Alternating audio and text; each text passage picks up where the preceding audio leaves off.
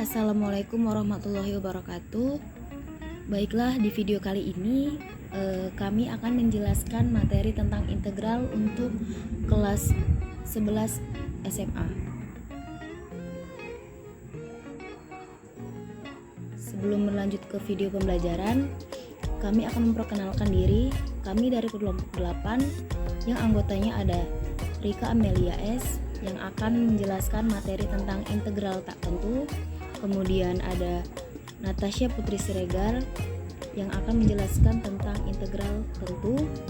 Dan yang terakhir ada Siti Maria Mauliza yang akan menjelaskan materi tentang penerapan integral. Baiklah, saya akan menjelaskan materi tentang integral tak tentu. Sebelum itu, saya akan menjelaskan sedikit tentang integral. Integral adalah bentuk penjumlahan berkesinambungan atau kontinu yang merupakan antiturunan atau kebalikan dari turunan. Nah, dapat dilihat pada gambar di bawah. Jika kita diketahui fx dan kita mau mencari f aksen x, nah itu dinamakan turunan.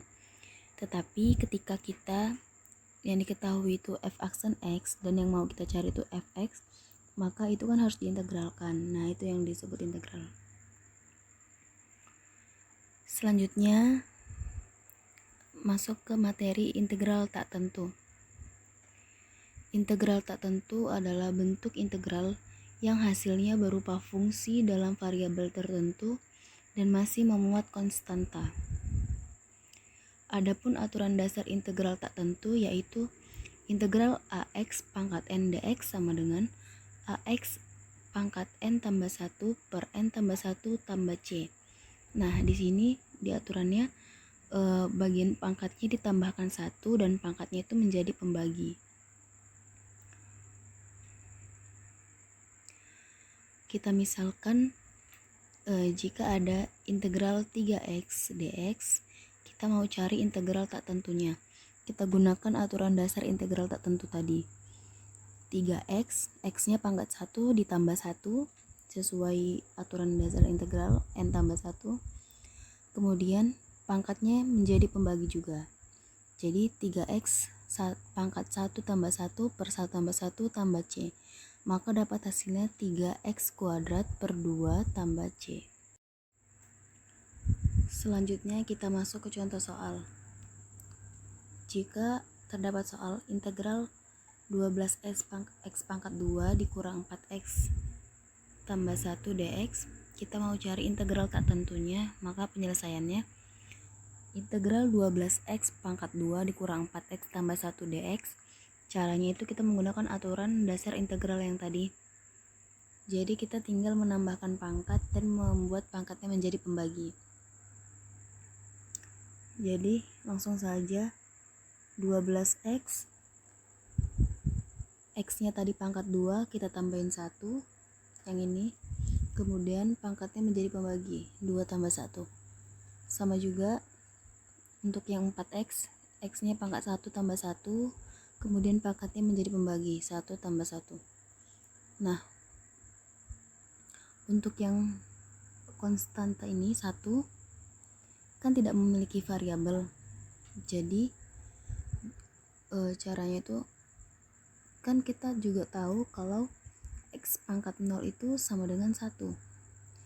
Jadi 1 ini kita bisa bilang variabelnya itu pangkat x pangkat 0. 1x pangkat 0 kan tetap tuh nilainya. Kemudian sesuai aturan dasar integral pangkatnya ditambahin 1.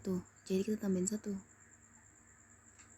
Jadi kita dapat hasilnya 1x. 0 tambah 1 kan 1, jadi 1x. Jadi kita dapat di sini 1x. Variabel dari satunya itu x. Kemudian tambah c. Jadi kita dapat hasilnya 12 per 3 x pangkat 3. Nah, 12 per 3 ini kan bisa dibagi. 12 bagi 3 sama dengan 4. Jadi 4x pangkat 3 dikurang 4/2 X pangkat 2. 4/2 bisa juga dibagi, 4 bagi 2 sama dengan 2. Jadi 2x kuadrat tambah 1x sama dengan x. Jadi kita tulis saja x, kemudian ditambah c. Jadi dapat hasilnya 4x pangkat 3 dikurang 2x kuadrat tambah x tambah c. Jadi kita dapat hasilnya itu yang benar, jawabannya D.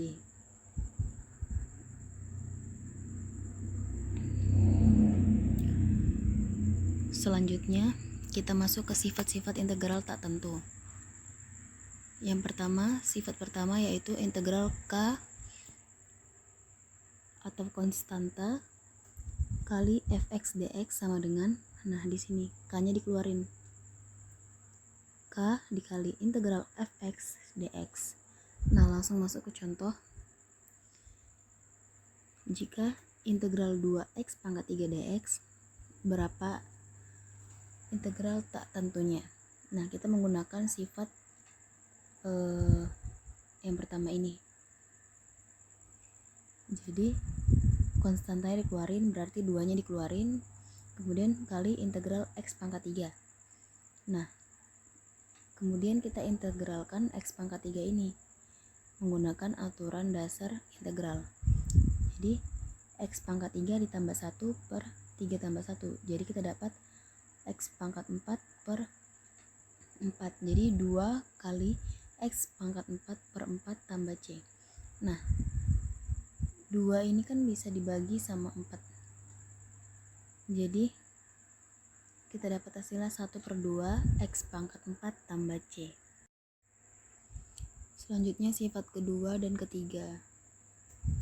Nah, sifat kedua itu ada integral fx tambah gx dx sama dengan fx dx tambah integral gx dx. Nah, perbedaan dari sifat pertama dan kedua ini hanya di bagian simbolnya saja, tanda tambah dan kurangnya saja. Kemudian pada sifat ini dia dipisah, kan tadi digabungin fx kurang dx. Sekarang suku-sukunya itu dipisah, diintegralkan masing-masing. Nah,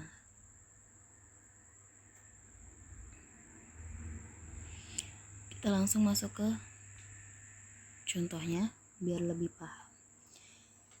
Integral 4x kuadrat ditambah 2x dx, berapa integral tak tentunya? Nah,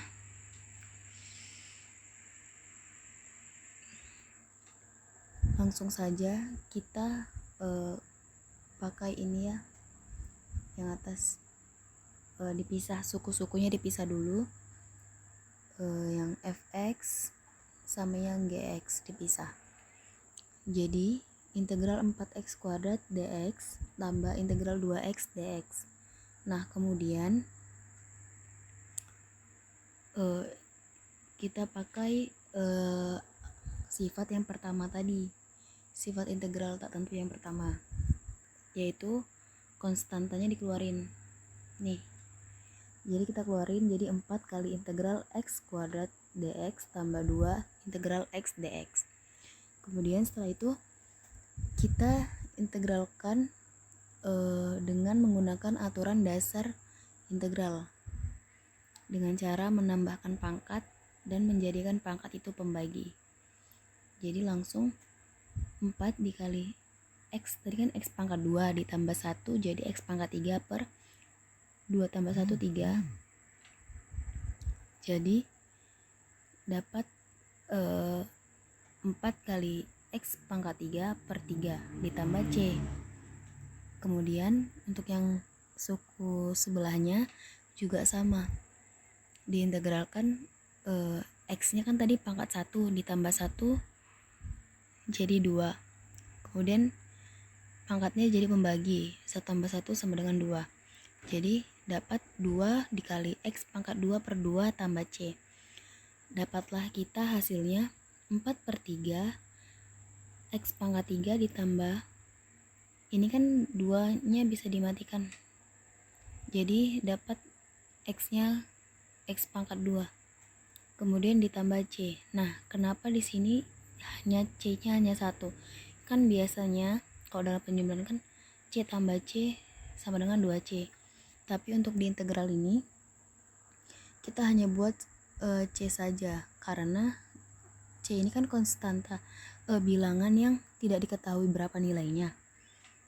Jadi bilangan tambah bilangan kan pasti hasilnya tetap bilangan kan, makanya kita buat C saja. Nah, jadi dapatlah hasilnya 4/3 X pangkat 3 tambah X pangkat 2 tambah C. Baiklah, materi yang selanjutnya yaitu tentang integral tentu.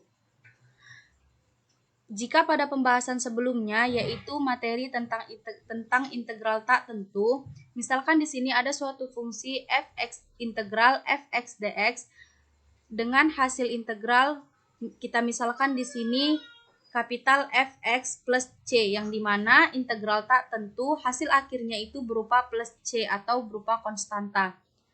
Sedangkan untuk integral tentu perbedaannya di sini itu udah terdapat batas.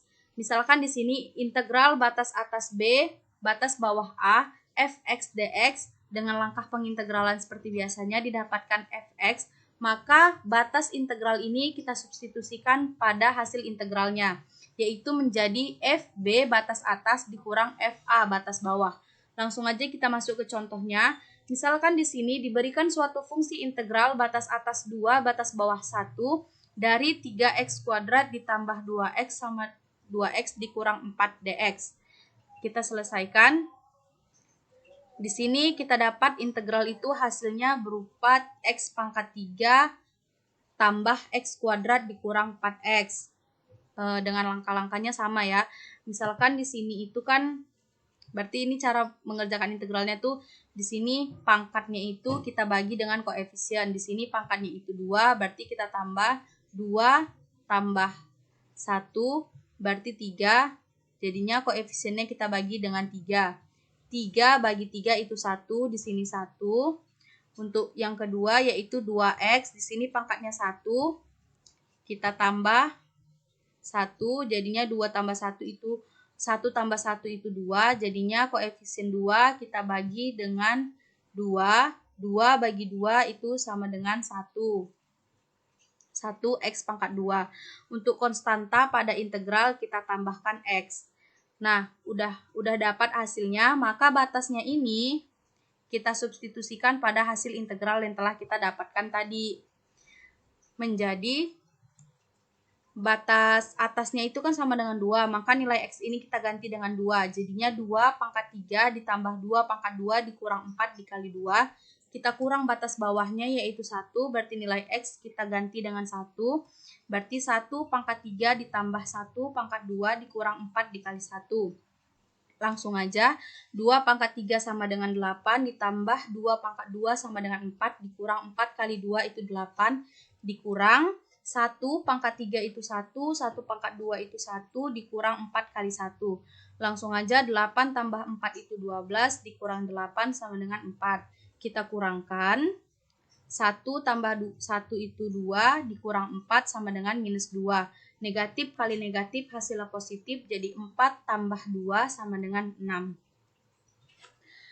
Materi selanjutnya yaitu tentang sifat-sifat integral tentu. Di sini ada 10 sifat yang akan saya jelaskan. Yang pertama, sifat integral. Misalkan suatu integral f(x) dx dengan batas atas A dan batas bawah A yang dimana batasnya ini sama, maka hasil integralnya sama dengan 0. Untuk sifat yang kedua, misalkan ada suatu integral dikalikan dengan konstanta, misalkan di sini integral batas atas B, batas bawah A, dikali K, dikali f(x) dx, maka konstantanya ini dapat kita keluarkan.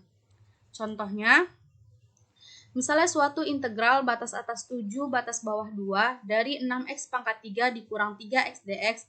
Nah, fungsi ini kan sama-sama kita bisa bagi dengan 3. Jadinya 3-nya ini dapat kita keluarkan.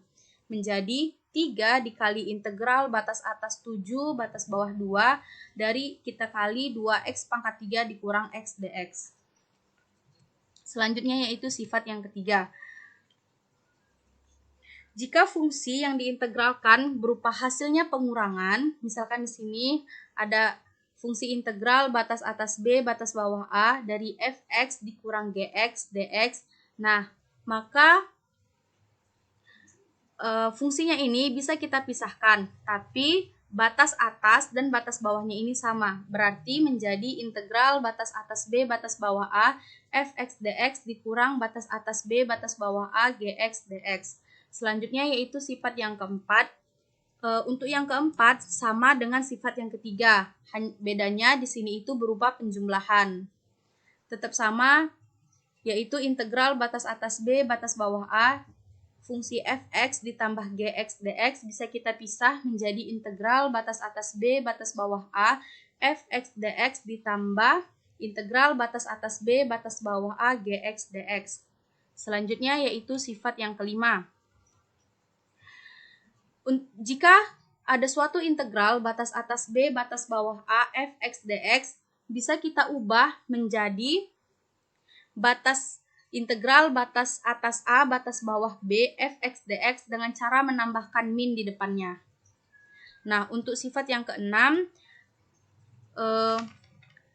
misalkan ada suatu integral batas atas C batas bawah A fx dx bisa diubah menjadi penjumlahan beberapa integral, yang dimana batas atas C ini untuk batas atas integral yang sebelah kanan, sedangkan batas bawah A untuk batas bawah integral yang sebelah kiri. Contoh, maksudnya dengan ketentuan A-nya ini lebih kecil dari B dan lebih kecil dari B, lebih kecil dari C. Contohnya, misalkan di sini ada integral batas atas 10, batas bawah 3 fx dx, maka dapat kita tuliskan 3 menjadi batas bawah untuk integral yang sebelah kiri dan 10 menjadi batas integral yang sebelah kanan. Nah, untuk batas atas yang sebelah kiri dan batas bawah yang sebelah kanan, nilainya ini harus lebih besar dari 3 dan kurang dari 10. Misal di sini bisa kita buat 4. Nah, di sini harus sama, kita harus buat 4 juga. Kalau misalnya di sini mau dibuat misalkan 6 juga bisa. Nah, di sini juga harus 6. Selanjutnya yaitu sifat yang ketujuh.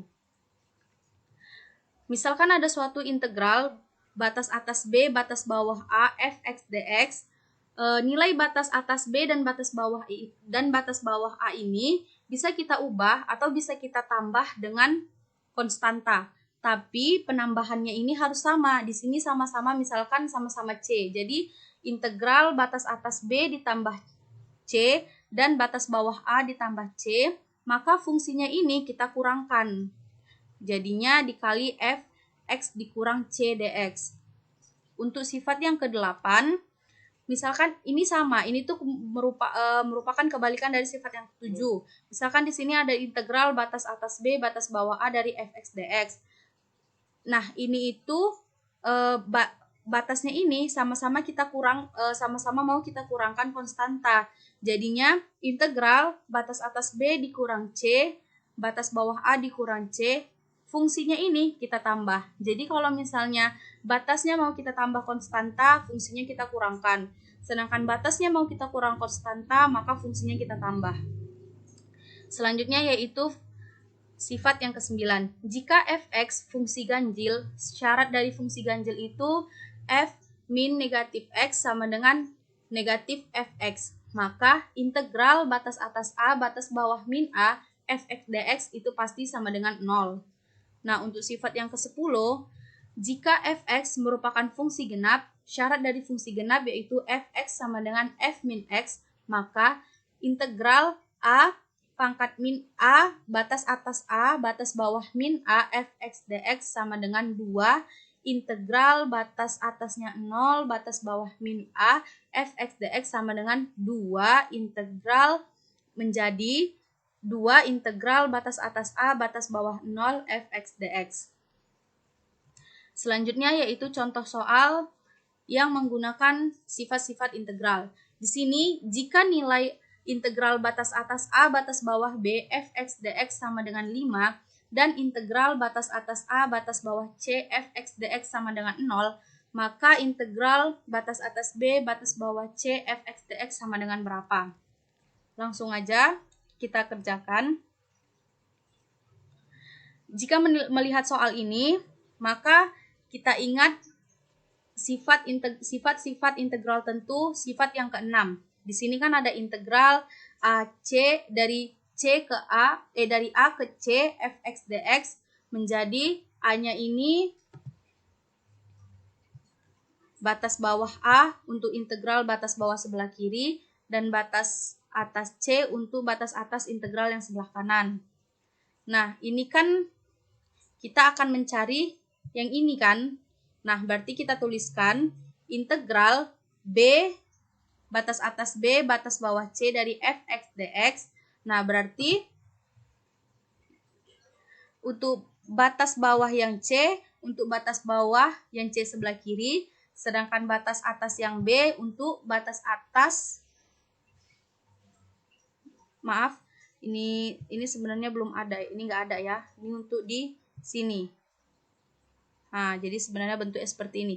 Batas atas yang B untuk batas atas yang sebelah kanan. Jadi ini C ke sini, B ke sini. Nah, kita perhatikan lagi, di sini itu diketahui B, C. Berarti sudah jelas di sini itu nilainya adalah A. Jadi kalau di sini A, maka di sini juga A. Nah, kita lihat lagi. Untuk integral batas atas A, batas bawah C, fx dx, ini tuh ada nilainya. Nah, sedangkan untuk integral batas atas B, batas bawah A, fx dx, merupakan kebalikan dari integral yang ini. Untuk mengerjakannya, maka kita gunakan sifat yang kelima, yaitu jika ada integral dari A ke B fx dx, dapat kita ubah menjadi integral batas atas A batas bawah B fx dx dengan menambahkan min di depannya. Jadinya yaitu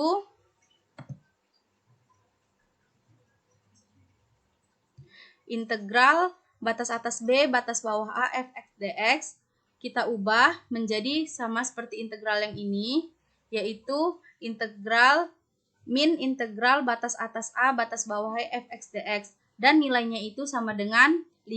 Jadinya di sini min, berarti di sini sama dengan min 5. Kita tuliskan kembali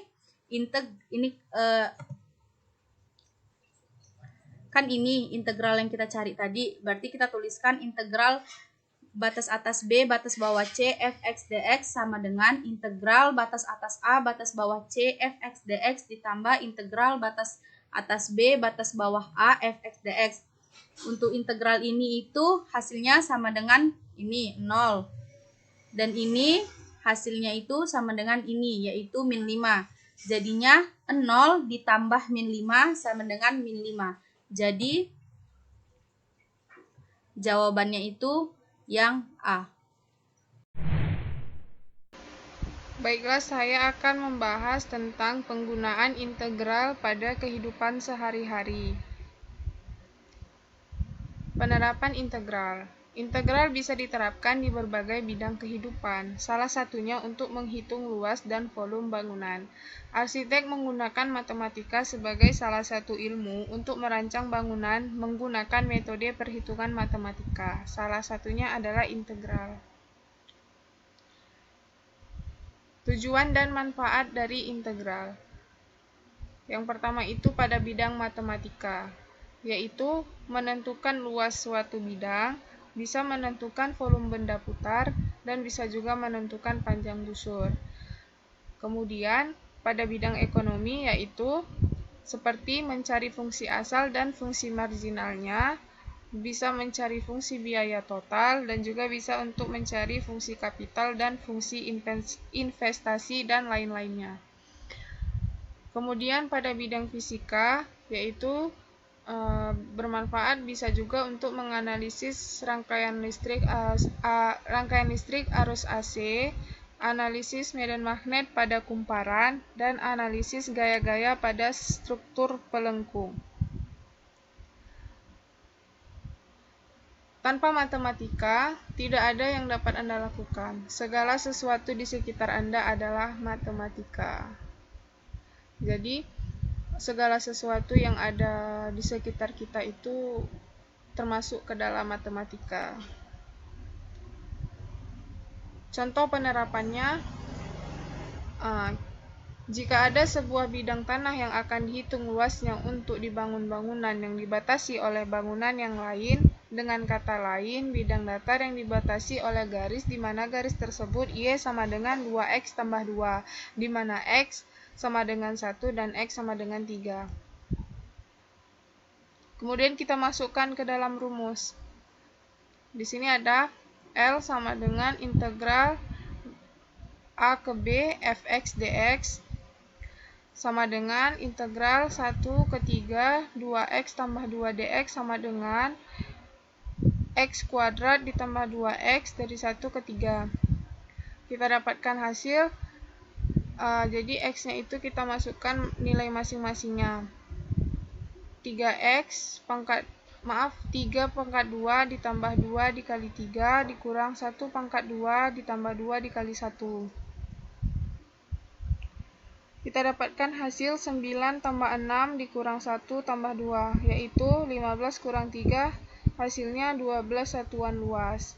Jadi hasil yang luas yang kita dapatkan yaitu 12 satuan luas.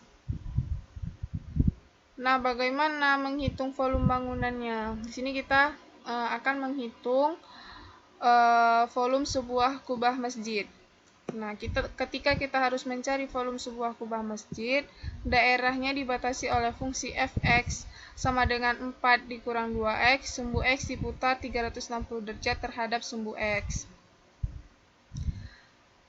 Nah, kita masukkan ke dalam rumus, yaitu V volume sama dengan Pi integral A ke B X kuadrat dx sama dengan Pi integral 0 ke 2 16 dikurang 8x kuadrat ditambah 8x pangkat 4 dikuadratkan sama dengan Pi 16x dikurang 8 per 3x kuadrat ditambah 1/5 x pangkat 5. Nah, ini daerah batasnya 0 dan 2. Yaitu kita dapatkan hasil Pi 16, kita masukkan masing-masing nilai x-nya itu. Ini 16 dikali 2 dikurang 8 per 3, 2 pangkat 2 ditambah 1/5, 2 pangkat 5 dikurang 0, karena batasnya di sini 0.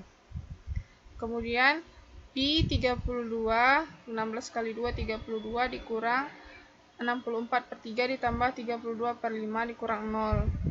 Kemudian kita dapatkan hasil 256 per 15 Pi. Jadi kita dapatkan volume dari kubah masjid yang dibangun tadi adalah 256 per 15 Pi.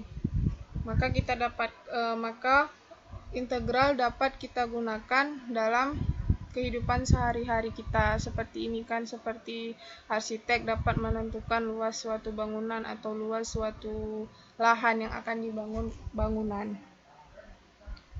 Terima kasih, mungkin ini saja yang dapat saya jelaskan.